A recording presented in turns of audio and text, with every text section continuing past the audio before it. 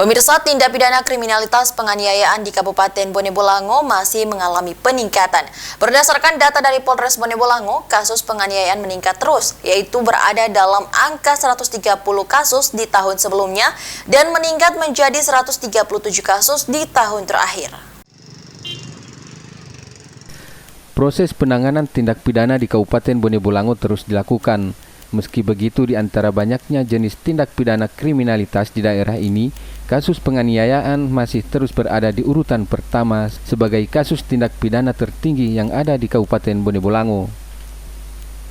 Berdasarkan data dari Polres Bone Bolango, pada tahun 2021 silam, Polres Bone Bolango menangani sebanyak 130 kasus tindak pidana penganiayaan dan berhasil menangani sekitar 86 kasus hingga selesai.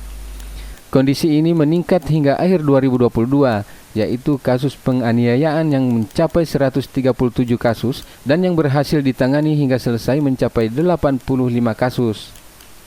Dari pantauan yang dilakukan, data tindakan kriminalitas di daerah ini telah disampaikan oleh pihak Polres Bone Bolango untuk menjadi bahan kajian dan pertimbangan seluruh aparat pemerintahan di daerah dalam menggagas program kemasyarakatan.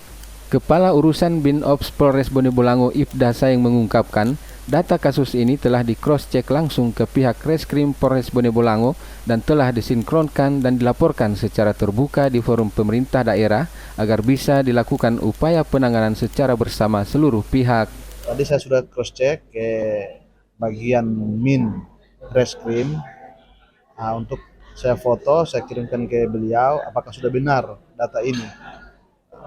Dari Minreskrim menyampaikan benar bahwa data itu yang kita kirim ke pihak BPS. Hingga kini Polres Bone Bolango terus menangani tindak pidana kasus penganiayaan di daerah dengan terus mengedepankan mekanisme restoratif justice sebagai upaya penyelesaian masalah secara damai di masyarakat. Dari Kabupaten Bone Bolango, Faradila Alim, iNews melaporkan.